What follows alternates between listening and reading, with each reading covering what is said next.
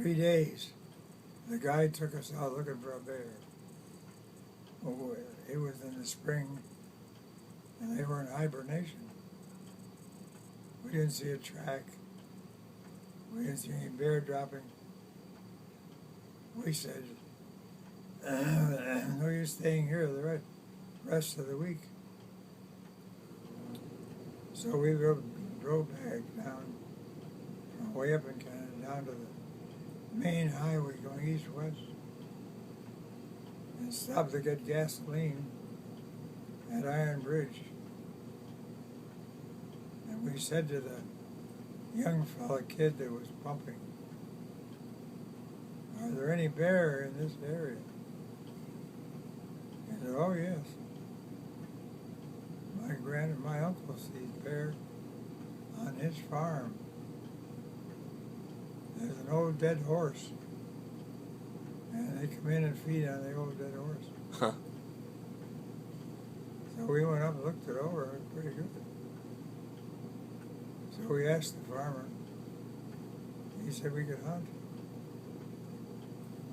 Next morning, bright and early, we got a cabin. The next morning, bright and early, we were out on our posts. And my dad sat by near the dead horse, so he could get him coming in. Were you hidden, or how did you? Yeah, you stay out of sight pretty well.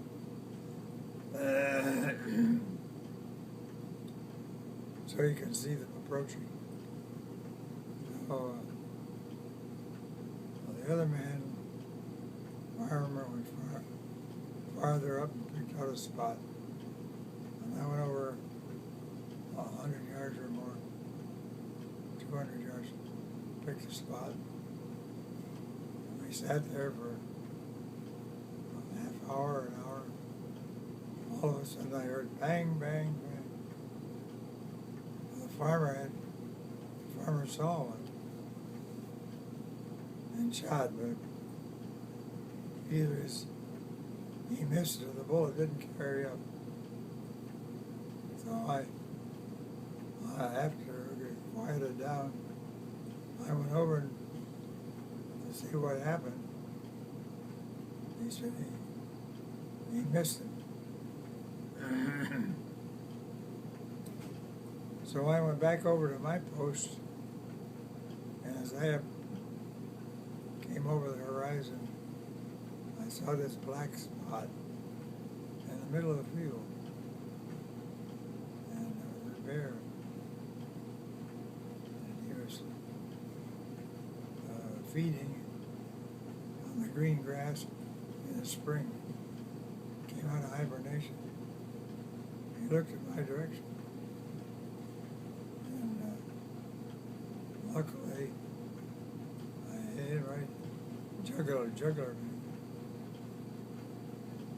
and he went down and spun around a little bit. And I shot again, and I hit him in the leg. He jumped up. He jumped up after having been hit in the neck and in the foot and the leg. I hadn't bled yet. Bled out. Dashed into the woods 90 miles an hour. And I thought, oh, good boy, bear. Before you knew it, Lynn, the farmer, came up and said, "What happened?" And I said, "The bear just went in the woods." He was very unafraid of anything. He dashed into the woods right behind where the bear went. But he only went 25 yards and the bear had dropped. So he was dead by that time? So we had fun getting him out. Usually in the snow, you drag a bear very easily. But this was dry ground. Right.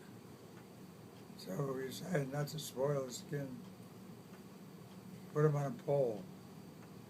Well, we had to clean him out first. And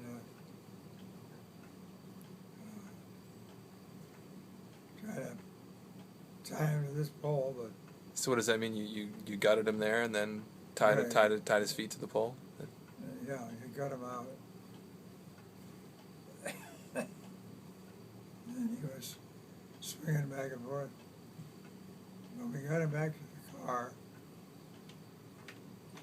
We went down to Iron, where we had our cabin, and